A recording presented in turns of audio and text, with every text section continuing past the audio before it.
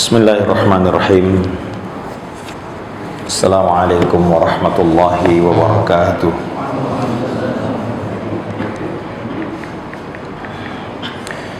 Alhamdulillahi hamdan katsiran tayyiban mubarakan fih kama yuhibbu rabbuna wa yardah. Asyhadu an la ilaha illallah wahdahu la syarika lah wa asyhadu anna Muhammadan abduhu wa rasuluhu la nabiyya wa la rasula ba'dah. Allahumma salli wa sallim wa barik ala nabiyyina wa habibina wa maulana Muhammadin wa ala alihi wa sahabatihi wa man tabi'ahum bi ihsanin ila yaumiddin. Amma ba'du. Hadirin bapak-bapak jamaah Masjid Al-Hidayah yang dirahmati Allah Subhanahu wa taala. Alhamdulillah, hari ini kita bersyukur kepada Allah Subhanahu wa taala, kita masih diberi ta'ala sehat walafiat dan juga istiqomah dalam beragama. Kita akan lanjutkan pelajaran kita dari Kitabul Jami' yang ada dalam kitab Bulughul Maram, bab tentang adab, dan kita sudah masuk bab tentang az-zuhdu wal wara', hidup zuhud dan wara'. Baik, hadis yang keempat dari bab ini adalah beliau rahimahullahu taala, Imam Ibnu Hajar memasukkan hadis berikutnya, yaitu dari sahabat Ibnu Umar radhiyallahu taala anhuma, qala Rasulullah sallallahu alaihi wasallam, man tashabbaha biqaumin fahuwa minhum. Barang siapa yang bertasyabbuh, menyerupai suatu kaum, maka ia termasuk dari kaum itu. Ini umum, Pak. Siapa yang menyerupai orang kafir, maka ia termasuk dari bagian orang kafir. Siapa yang menyerupai orang fasik, maka dia akan bagian dari mereka. Siapa yang menyerupai orang munafik, semua. Siapa yang menyerupai pezina, siapa yang menyerupai laki-laki, perempuan menyerupai laki-laki, laki-laki menyerupai perempuan, ini semua umum. Maka ia bagian dari mereka. Sama dengan hadis Nabi, lawannya dari hadis ini, Nabi SAW pernah mengatakan, al-mar'u ma'aman ahabba. Manusia itu bersama dengan orang yang dia cintai. Masya Allah. Jadi kebalikannya, Pak. Ya, atau bukan kebalikannya, ya sama. Kalau ini kebaikan, ini keburukan, atau bagian dari itu. Kalau kita mencintai seseorang atau sesuatu kaum, kita akan berusaha sama dengan yang kita cintai. Itu tabiatnya begitu. Ya. Maka kita mencintai Nabi sallallahu alaihi wasallam, mencintai para sahabat, mencintai orang-orang saleh, maka kita berusaha meneladani dan menyerupai mereka. Ya. Demikian juga kalau kita mencintai orang kafir, maka kita akan menyerupai mereka dalam semua hal-hal yang berkaitan dengan orang itu. Nah, jemaah yang dirahmati Allah Subhanahu wa taala, karena itu di sini qaumin, man tasyabbaha biqaumin, maka ini sifatnya umum. Ya. Jadi orang kafir ya sebagian dari orang kafir. Pelaku maksiat meniru pelaku maksiat, seperti misalnya ya, Pak. Pelaku maksiat punya simbol, Pak. Misalnya tatoan, anting-antingan. Ya. Bajunya ini, nah, menyerupai mereka, bagian dari mereka. Ya. Maka kita ya, akhwan, orang muslim itu punya identitas. Dimanapun dia berada, identitasnya ada. Nabi Yusuf alaihissalam waktu di penjara, ada dua orang datang meminta takwil mimpi toh. Apa kata mereka? Inna naraka minal muhsinin. Kami melihat engkau adalah orang baik. Kalimat yang sama diucapkan orang ketika Nabi Yusuf menjadi Perdana Menteri, Menteri Keuangan atau Bendahara Negara lah. Bayangkan, ketika di penjara, orang mengatakan engkau nampak seperti orang baik.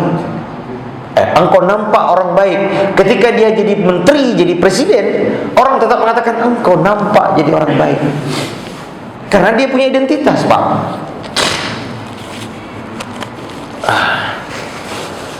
Kita harus punya identitas dimanapun kita berada. Di penjara biasanya orang, ya, tapi di penjara Nabi Yusuf tetap menampakkan identitas. Alhamdulillah. Yahdikumullah yuslih balakum. Ya. Nah, sekarang begitu, Pak. Sekarang banyak diantara anak-anak muda terutama, Pak, kehilangan identitas. Orang nggak tahu kalau dia muslim. Pak, coba deh, Pak, kalau kita ketemu di jalan orang, bagaimana caranya kita mengenali dia muslim?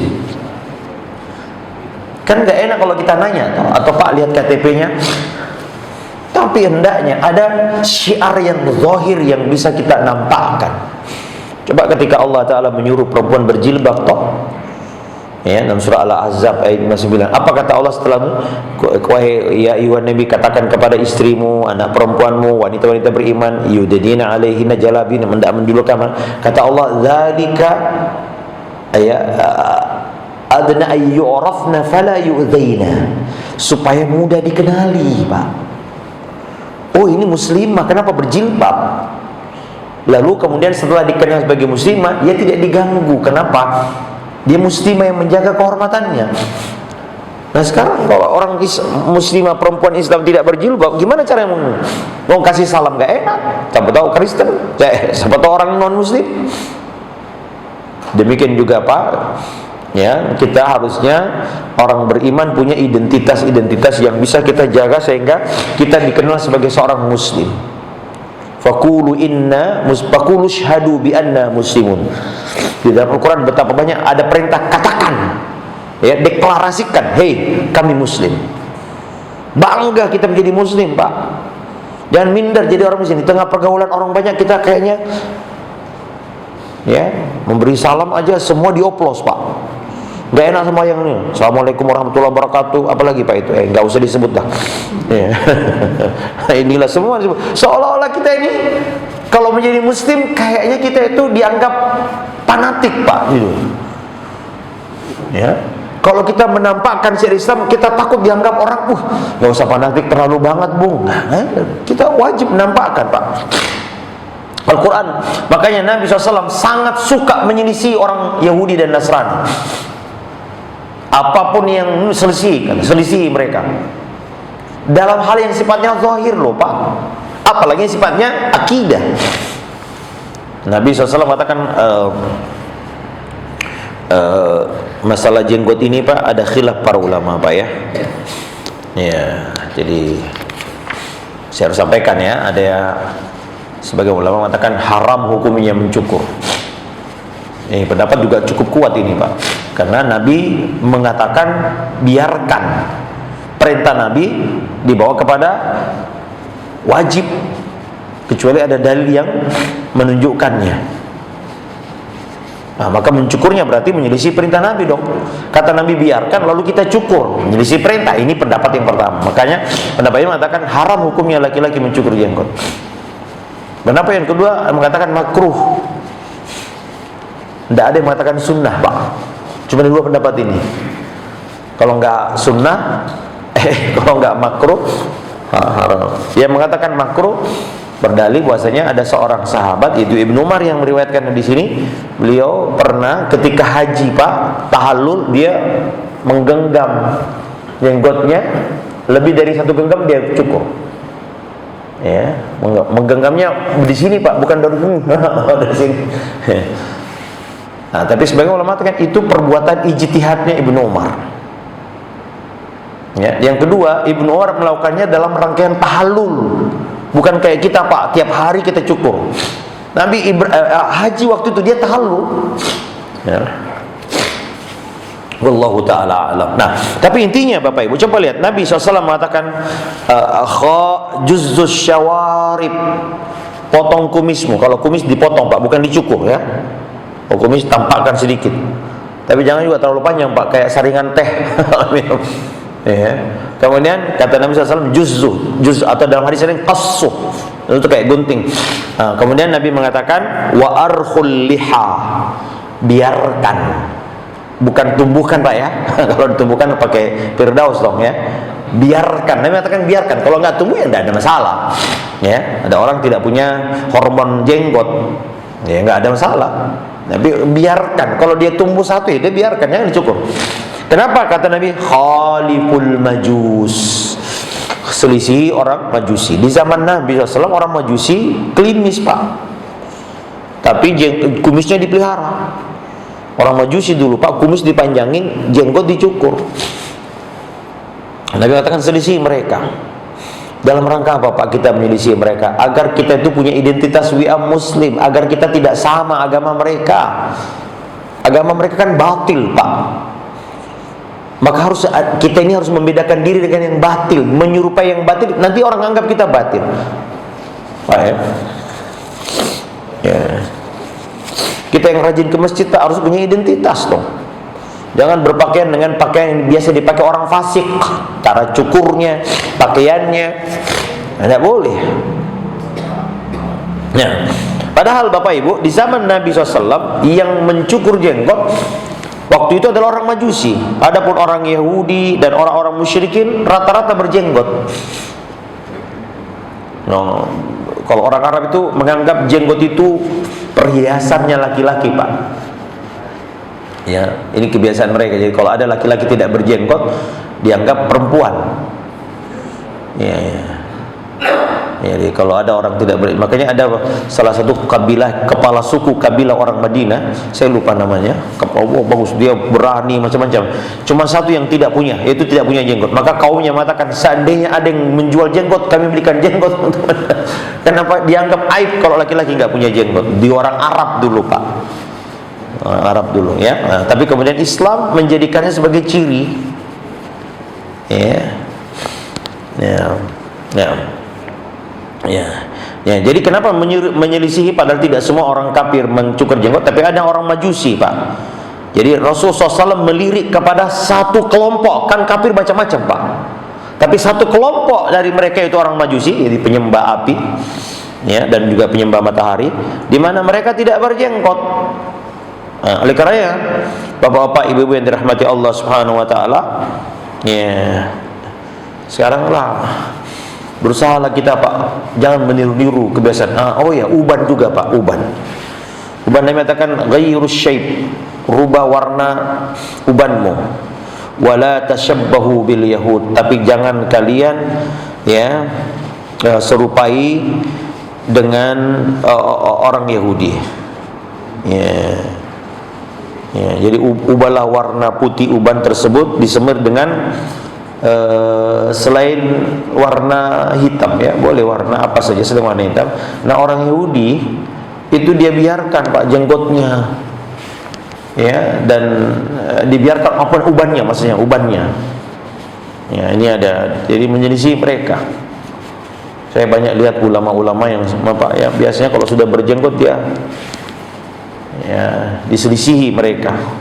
Padahal kita tahu pak namanya uban, ya bukan kita yang menumbuhkan pak, tapi tumbuh dengan sendiri. Kalau uban yang terjadi dengan sendirinya saja pak, kita disuruh merubah warnanya agar tidak sama dengan orang Yahudi, lalu bagaimana lagi orang yang memang sengaja menyerupai mereka? Ini kan jenggot uban tumbuh sendiri, itu bukan kita yang menumbuhkan. Itu suruh selisih, rubah. Lalu bagaimana sekarang? Banyak orang yang sengaja memang punya niat ingin meniru mereka. Untuk ini besar dosanya. Ya.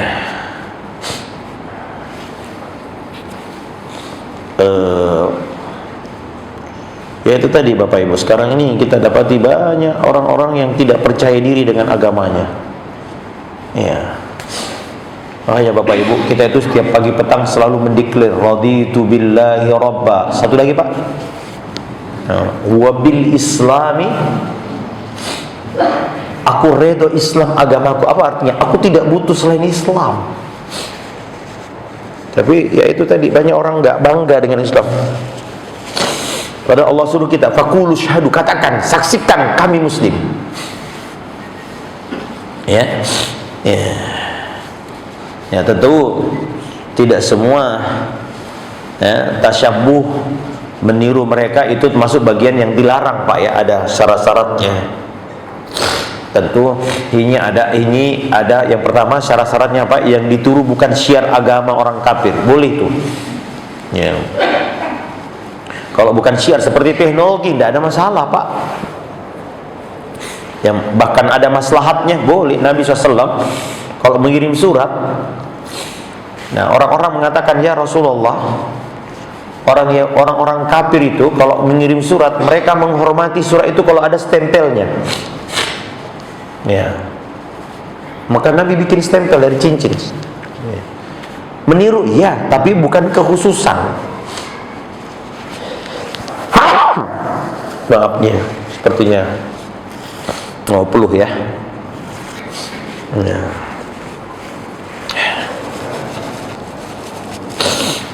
Nah, jadi kalau meniru syiar agama Pak, saya pernah ke Palestina, kemudian masuk ke kuburan Nabi Daud Pak. Kuburan Nabi Daud itu Pak, ini juga nih Pak, di antara hal yang menjadi ciri agama mereka adalah menjadikan kuburan sebagai tempat ibadah.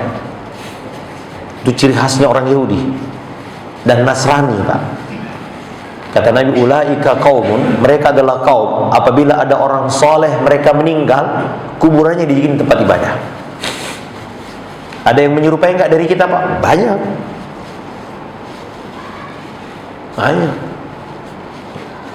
Coba dulu waktu meninggalnya 7 orang yang tidur 309 tahun toh. Ya, apa kata dalam Al-Qur'annya? Wa qala alladzi, sudah hadir dalam ingatan saya, ibnu lahu bunyanan. Jadi ketika orang ini sudah meninggal, kan mereka ketemu 7 orang ini, oh ini ternyata nenek moyang kami menceritakan, ini ternyata ada buktinya, pakaiannya, uangnya, mata uangnya 300 tahun yang lalu. Setelah mereka ketemu lalu meninggal Pak. Nah setelah meninggal Pak, orang-orang mengatakan penguasa itu bikin kuburan di atasnya. Bunyanan apa? Coba kita lihat di dalam surah Al-Kahfi. Udah hafal nggak Pak ayatnya? Surah Al-Kahfi itu ya. Nah, kata ulama, lihat kebiasaan orang Nasrani dulu Pak. Mereka tuh kalau ada orang, ini kan wali Pak, 300 tahun meninggal, tidur Pak. Ini kan wali banget ini. Nah, tidak lama setelah mereka tahu bahwa ini benar, lalu Allah wafatkan mereka Pak. Nah setelah wafat Pak, orang-orang kemudian meminta mereka agar dibangunkan. Ini. Faqalu banu alaihim bunyana. Ya. Faqalu ibnu alaihim bunyana, bikinkan, bukan ini, lanattakhidanna alaihim masjidah. Nah ini ya, kita akan bikin di atasnya masjid tuh, termasuknya tempat ibadah. Wa qala alladziina ghalabu ala amrihim lanattakhidanna alaihim masjidah. Setelah meninggal di kuburannya, kata mereka, kita bikin bangun masjid di atas kuburannya. Walaupun disebut di sini Pak, tapi ini nggak boleh menyelisih kita. Ya, jadi orang Yahudi itu dan Nasrani, kata Nabi, setiap ada orang soleh meninggal Pak, orang solehnya, orang soleh, bukan orang kafir, bukan orang penjahatnya, orang solehnya meninggal Pak. Dan ada orang-orang soleh di tengah mereka, ada. Lalu mereka menjadikan kuburannya sebagai petilasan. Jangankan kuburan Pak, saya kalau ke semua tempat yang katanya dulu nabinya mereka di situ pernah duduk, langsung dibikin tempat ibadah. Pernah tinggal sebentar, pernah singgah, pernah pegang apa. Nabi SAW melarang, kata Nabi, ya Allah, jangan jadikan kuburanku id, la taj'alu qabri id. Jangan jadikan kelak nanti kalau sudah meninggal kuburan saya, kau jadikan ritual tahunan Pak. Id itu artinya yang ulang-ulang bertahun-tahun, kan namanya salat id, salat yang diulang tiap tahun toh. Jangan jadikan itu, kata Nabi, setiap tahun tanggal sekian bulan sekian kalian datang berziarah ke kuburku, jangan. Dan Nabi berdoa, ya Allah, jangan jadikan kuburanku wasanan, berhala yang akan disembah oleh umatku. Alhamdulillah Allah jaga Pak, nggak ada orang yang berbeda dengan kuburannya Husain. Orang Syiah datang sujud, bahkan merangkak datang ke situ. Ya, saya mengunjungi beberapa negara Pak. Saya pernah ke Brunei, ke Malaysia, ke Thailand, ke Hong Kong, ya, ada beberapa ke Mesir, ke Syam, macam-macam lah negara-negara yang pergi. Rata-rata Pak, setiap negeri Muslim ada kuburan keramat kayak gini Pak. Ya sebetulnya ini bukan tradisi Islam, Pak. Bukan tradisi Islam. Makanya dulu para sahabat ketika menaklukkan Azerbaijan, kalau saya tidak salah, di zaman Umar bin Khattab, mereka mendapati ada kuburan, ada mayat yang masih ditaruh di satu gedung dan masih awet, Pak. Ternyata itu adalah kuburan jasadnya Nabi Bani Israil, namanya Nabi Samuel. Ketika Islam menyerang dan menguasai, dia lihat, ada apa ini? Kata mereka, kami kalau terjadi musibah, paceklik, kami keluarkan di tengah lapangan, langsung kami berdoa dengan itu. Nah, maka kirim surat kepada Umar. Apa ini? Kata Umar, kuburkan secara rahasia dan jangan tampakkan di mana kuburannya. Maka mereka bikin di sungai yang mengalir, dikeringin dulu, lalu bikin 13 atau 14 lubang, lalu dibikin lubang di situ, lalu tengah malam ada yang masukkan lubang, lalu kayak dikamuflase, lalu air mengalir kembali. Supaya apa? Tidak dikultuskan orang-orang mereka itu.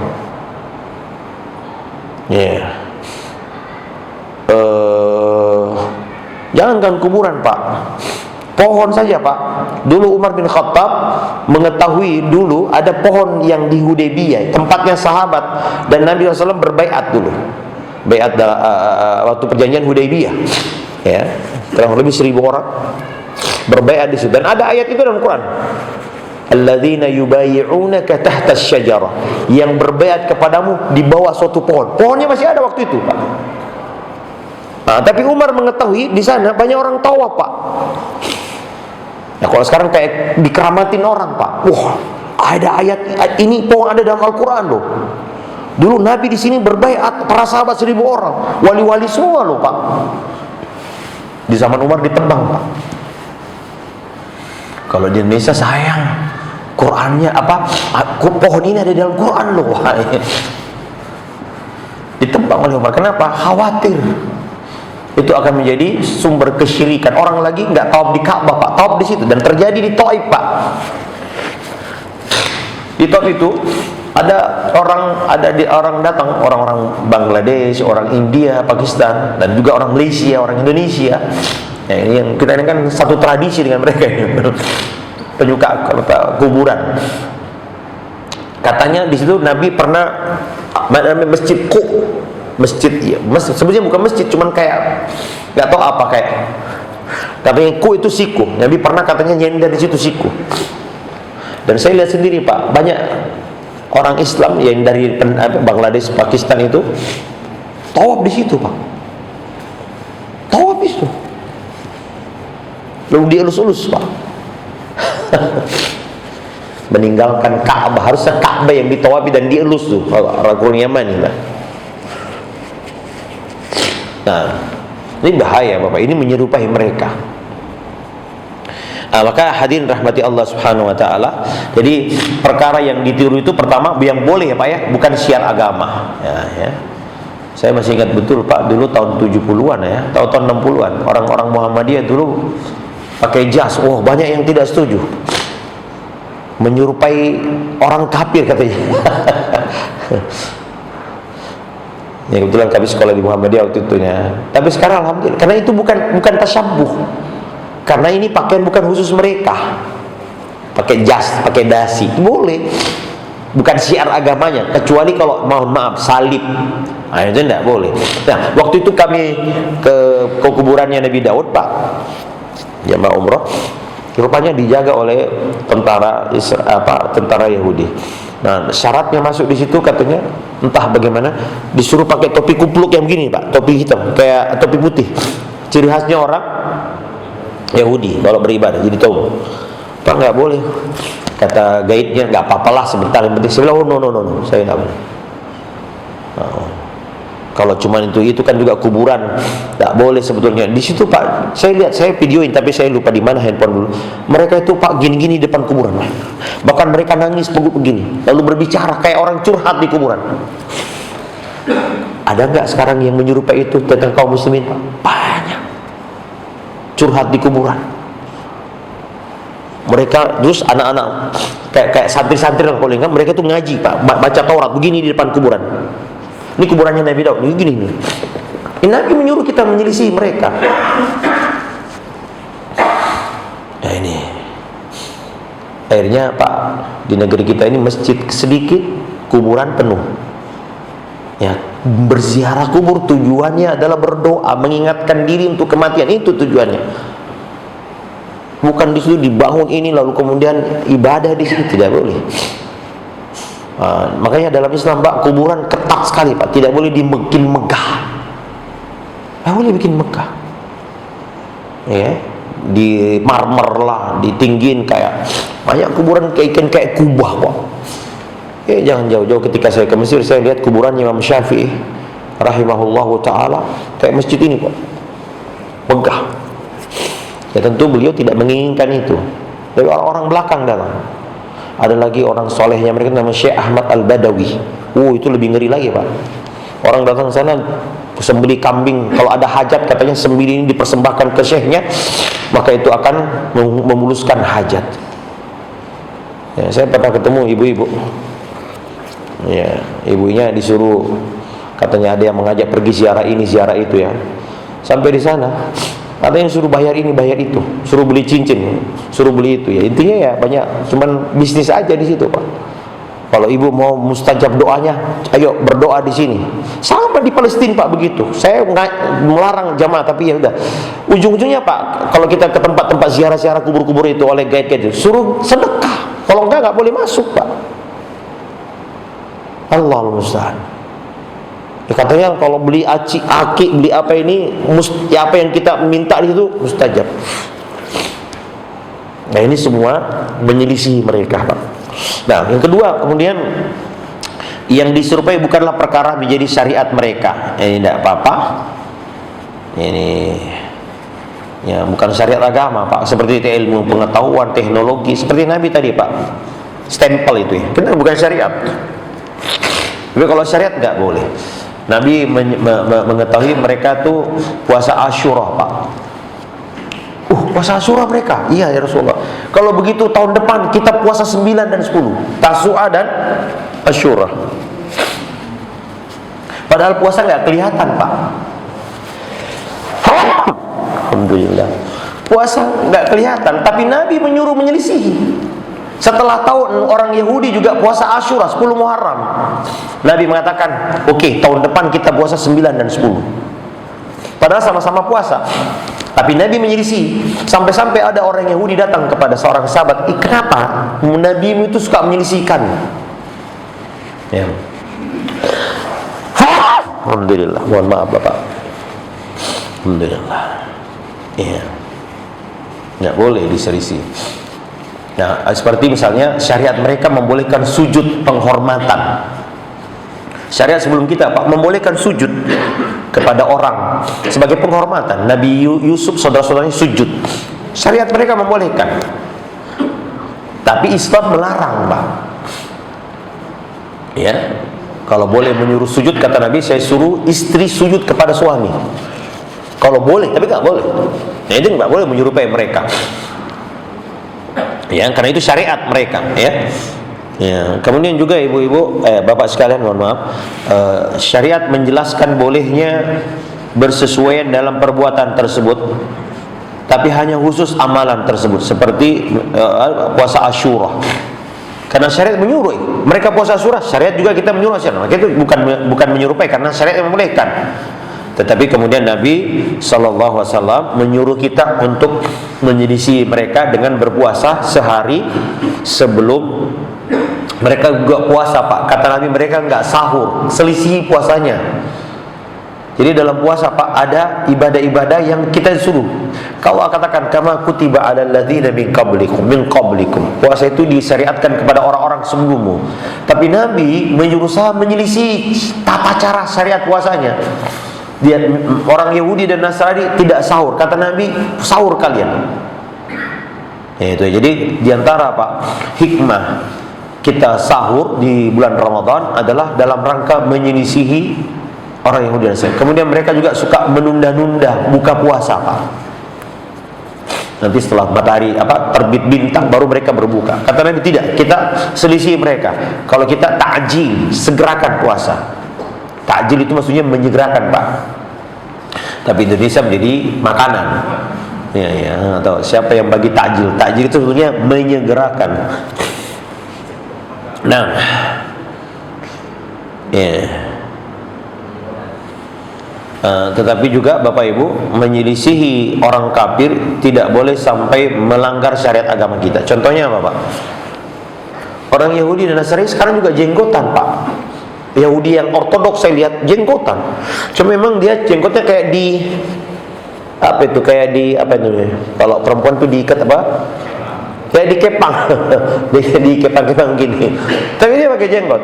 Terus kemudian, Ustaz, kita menyelisih mereka, kita cukur jenggot kita supaya menyelisih mereka. Oh, tidak boleh. Kenapa? Berarti juga menyelisih syariat kita. Syariat menyuruh kita memelihara, kok disuruh?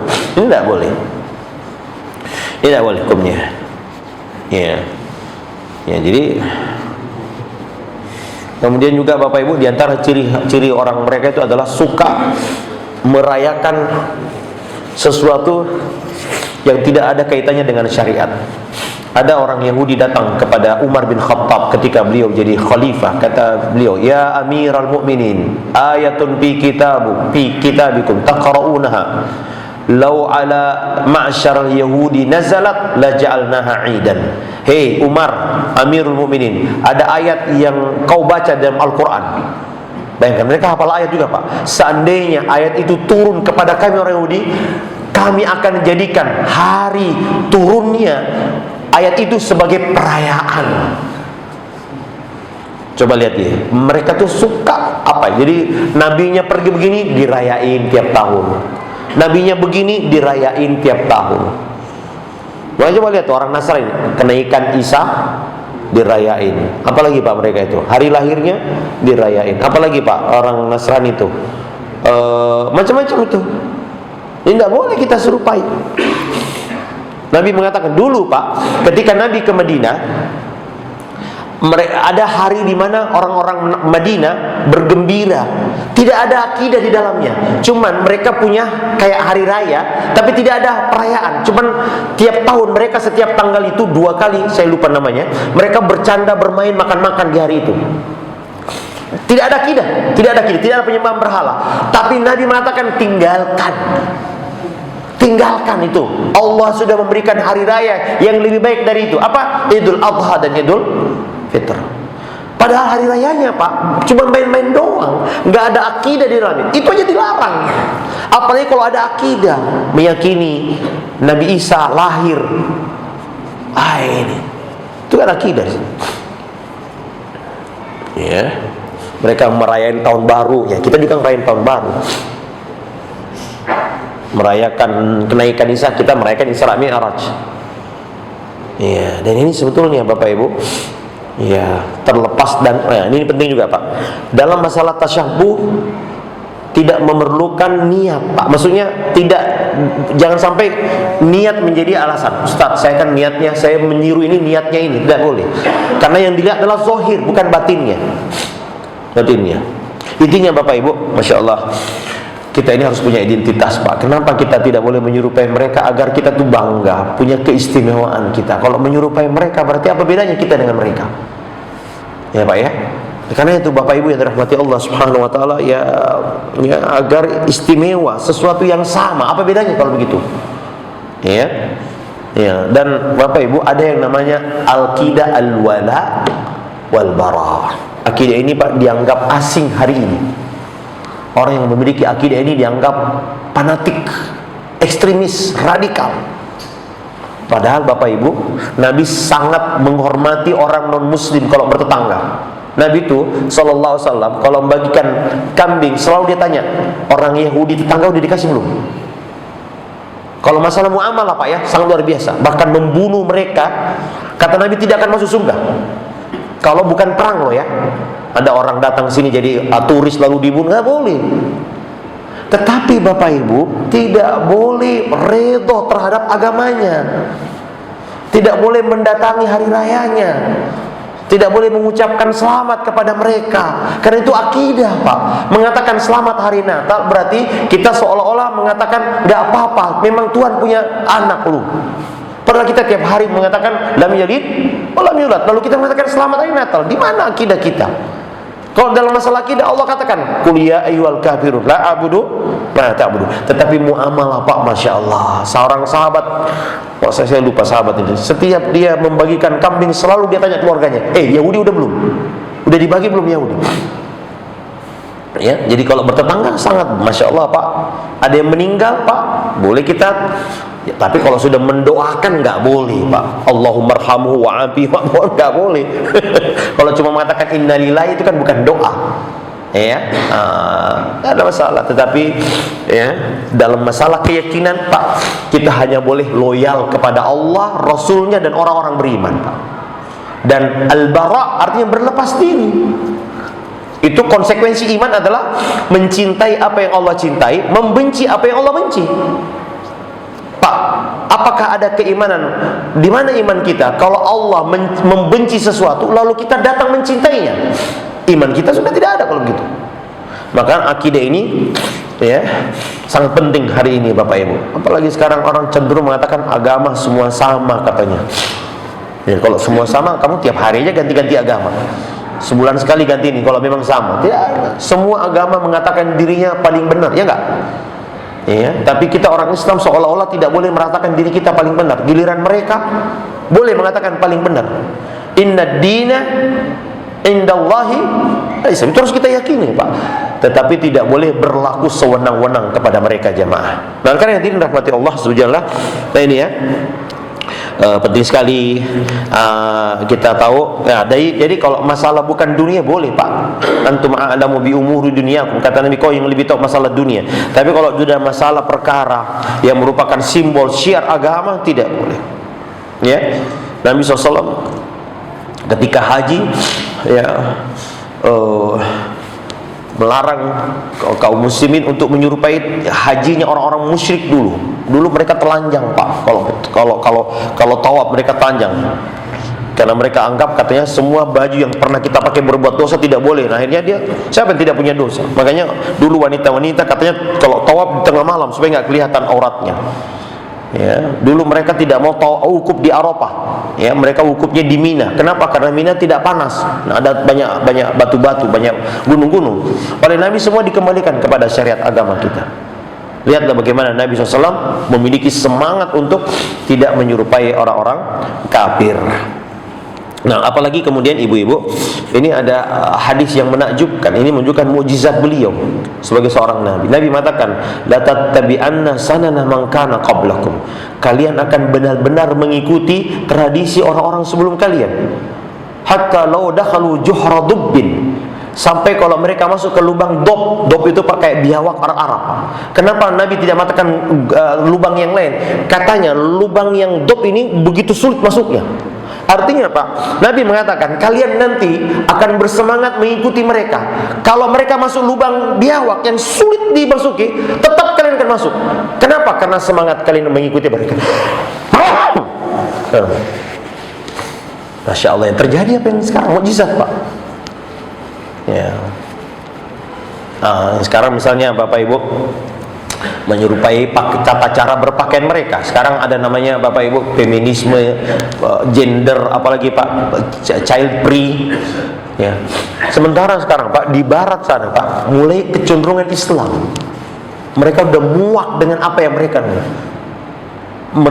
melihat Islam ini agama masa depan. Pak, LGBT Pak, semua agama sudah membolehkan.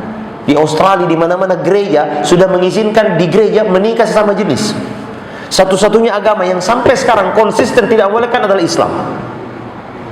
Pengurus masjid Pak, berani nggak Pak menikahkan LGBT di sini? Nah, makanya mereka mengatakan Islam adalah agama masa depan yang menjaga moral. Mereka nggak mau punya anak, suruh kita punya banyak anak Pak. Tapi sebagian kita justru mulai menyerupai mereka dalam hal-hal ini. Sementara mereka sudah muak Pak, mereka sudah meninggalkan semua itu berpoya-poya, dugem. Kan orang Islam muncul sekarang, konser musik ini, kan mereka itu. Ini nggak boleh diserupai Pak. Pak, kebiasaan mereka kalau bikin nikahan Pak, mereka joget-joget, panggil biduan. Ini sekarang juga begitu kita Pak. Kalau menikahkan anak, nggak afdol kalau nggak ada elektron, orang joget, orang ini.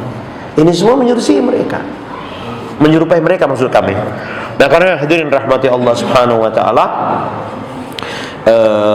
ya. Sudah azan ya? Sudah masuk waktu azan. Iya.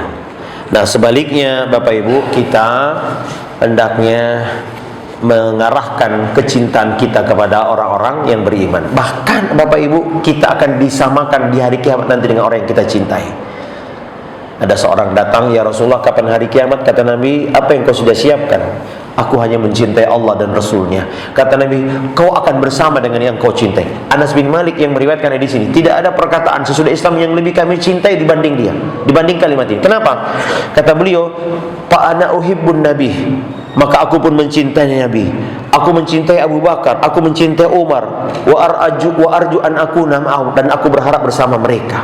Kita tidak mungkin selevel dalam masalah ibadah dengan mereka, Pak, tapi kecintaan kita kepada mereka akan menjadikan kita bersama mereka. Bapak Ibu yang dirahmati Allah Subhanahu wa taala, kata para ulama, menyerupai secara zahir, Pak, akan mendatangkan keridhaan dan penyerupaan batin. Jangan jauh-jauh, Pak. Anak-anak kalau punya idola, Cristiano Ronaldo, saya lihat kemarin ada umroh plus nonton Cristiano Ronaldo. Masya Allah, ada iklannya, Pak. Umroh plus kan Cristiano Ronaldo main di Liga Saudi ya. Sahih wala la ya Syekhana? Mawjud udah kayaknya. An-Nasr ya. Itu ada iklan umroh plus nonton Ronaldo mainnya. Mencintai dalam hal-hal dunia haram hukumnya, Pak. Orang kafir dalam perkara-perkara dunia ini kan cuma bola, Ustaz, kita cinta, tidak boleh. Kenapa? Ada hal yang dibenci Allah pada diri mereka. Apa? Kesyirikan, kekafirannya. Ronaldo katanya udah punya anak tapi belum menikah. Apa ini yang mau dicontoh? Punya anak tapi gak mau menikah. Bahaya nih, Pak ya. Nah, maka cinta kita diarahkan, Pak. Mencintai seseorang soleh akan membuat kita ingin menyerupai, meneladinya. Maka Anas bin Malik mengatakan, "Aku pun mencintai Rasulullah SAW, mencintai Abu Bakar, mencintai Umar, agar apa? Aku akan bersama dengannya." Kenapa, Bapak Ibu? Kecintaan akan mendatangkan keserupaan. Pak, jangan jauh-jauh, Pak. Kita kalau mau diterima di suatu komunitas, kita akan menyerupai mereka. "Oh, kamu bukan circle kita loh. Kalau mau jadi circle kita, kamu harus sama sama kita." Baru tuh kita tuh. Kita kalau bertetangga, Pak, di situ orang suka main domino setiap malam. Supaya Bapak ikut dianggap sebagai kita ikut main domino juga kan? Supaya apa? Bisa masuk circle-nya. Bahayanya ini. Ya, demikian juga kecintaan, penyerupaan fisik akan mendatangkan penyerupaan. Ya, Bapak Ibu, ini semua dalam rangka apa? Menjaga akidah, kemurnian akidah kita, Pak. Karena mereka kafir, Pak. Gimana tauhid mau dicampurkan dengan kafir? Gimana kita mengatakan hanya Allah yang berhak disembah dengan orang yang mengatakan Allah ada tiga? Tuhan ada tiga. Gak mungkin sama, Pak. Yang mengatakan Allah Esa, yang mengatakan Allah banyak. Apa kita mau samakan? Harus berbeda. Bagaimana cara berbedanya? Ada identitas yang tidak sama dengan mereka. Dan itu adalah bagian dari akidah. Saya ingatkan, bagian dari akidah kita. Adapun dalam masalah dunia boleh, Pak, ya. Pakai jeans boleh. Kan itu juga bukan masalah agama. Walaupun saya katakan jeans ini ya lebih identik dengan pakaian orang yang kayak wallahu a'lam ya. Pokoknya begini, Pak, sesuatu yang sering dipakai orang fasik, model rambut ya, anting-anting, tato. Yang terkenal kalau ada orang itu biasanya orang fasik. Orang fasik maksudnya banyak tidak taat kepada Allah saja, jangan dipakai, Pak. Ya, jangan dipakai, karena itu akan mendatangkan kecintaan kita kepada mereka. Demikian Bapak Ibu, kita azan dulu ya. Udah masuk atu ya? Kalau sudah selesai azan tidak ada pertanyaan, kita tutup. Kalau ada ya kita jawab. Azan dulu, Pak.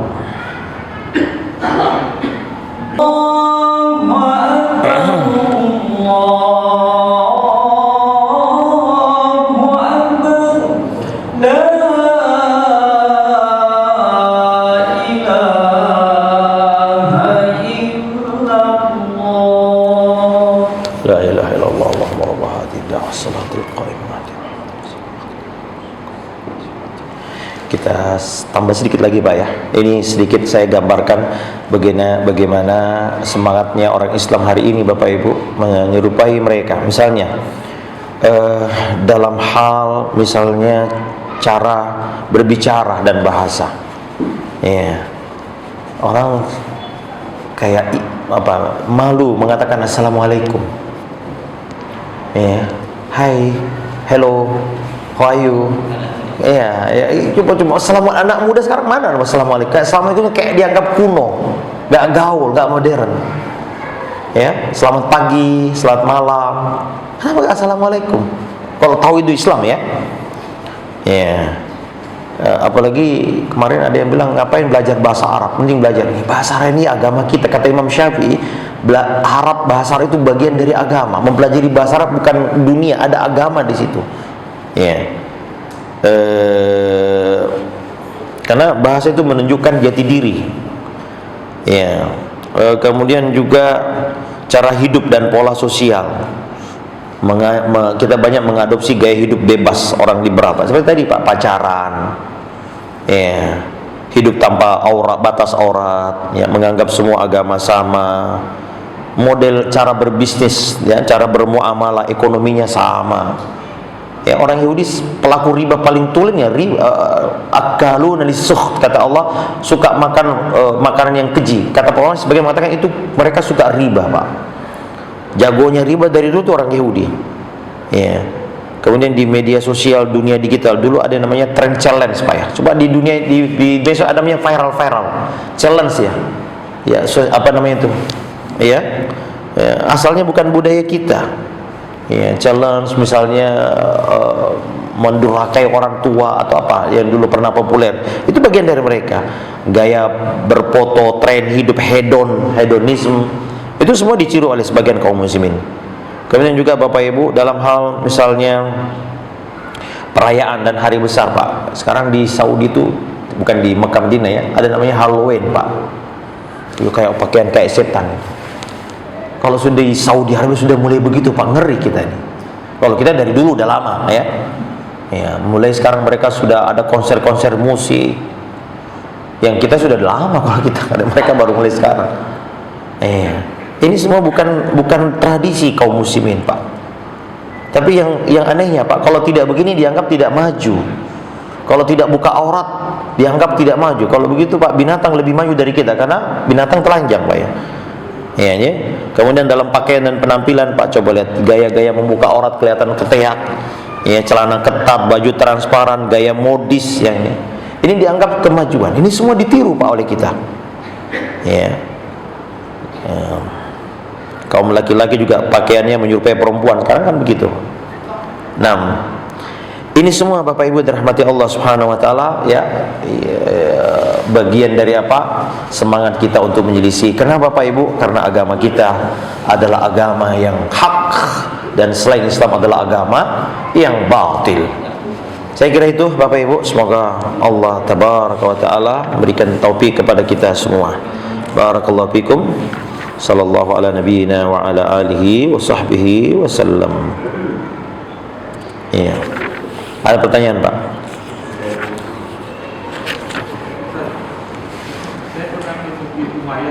Masjid Umayyah. Oh, Masya Allah.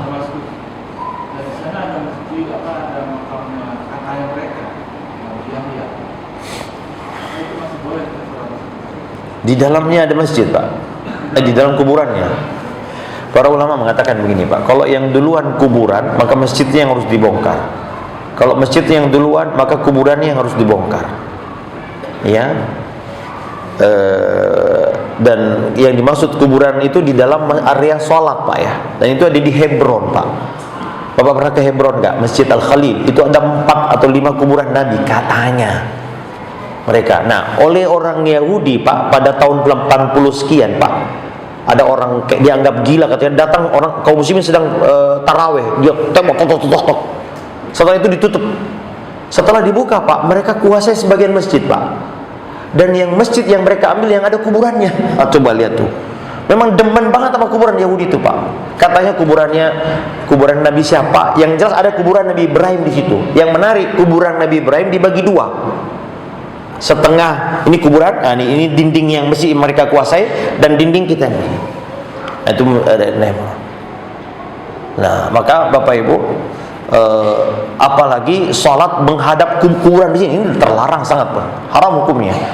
Bahkan ulama mengatakan sholatnya batal Pak. Kalau kita sholat di tengah-tengah masjid ada sholat di situ, seperti yang ada di mana ya di Indonesia, kalau nggak salah di Tanjung Priok itu ada. Betul-betul di arah sholat Pak. Tapi kalau di belakang ada dinding, sebagian ulama mengatakan tidak mengapa ya. Cuman Ya biasanya di sebelah kiri. Tapi kalau di depan ada dinding, ada jalan apalagi tidak mengapa. Yang tidak boleh kalau betul-betul di depannya kita kalau tidak boleh. Nah, wallahu a'lam. Bapak Ibu, saya belum pernah ke Masjid Umar, tapi kalau di dalam masjid Pak tidak boleh sholat di situ. Tidak boleh kalau di dalam area yang sholat. Tapi kalau di belakang, di pekarangan atau di samping itu tidak mengapa. Ya. Tetapi kalau yang terlarang adalah di dalam, sholatnya batal di situ. Dia harus mengulang sholatnya.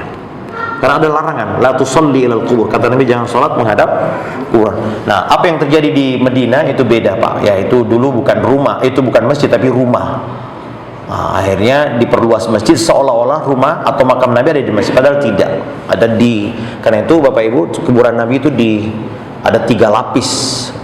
Aisyah rumahnya lalu ini, sehingga tidak disebut hukum sholat menghadap bahkan yang area kiblatnya dibikin seperti ini Pak, meruncing, sehingga dan itu ada jalanan di situ, jadi terpisah. Cuman seperti memang kesannya seperti dalam masjid, padahal tidak. Dan area yang sekitar itu tidak boleh sholat di situ. Ya, Allah Taala alam bisawab. Demikian dapat kami sampaikan Bapak Ibu, semoga Allah Ta'ala memberkahi kita. Kita tutup dengan doa kafaratul majlis. Subhanakallahumma bihamdik, asyhadu an la ilaha illa anta, astaghfiruka wa atubu ilaik. Wassalamu alaikum warahmatullahi wabarakatuh.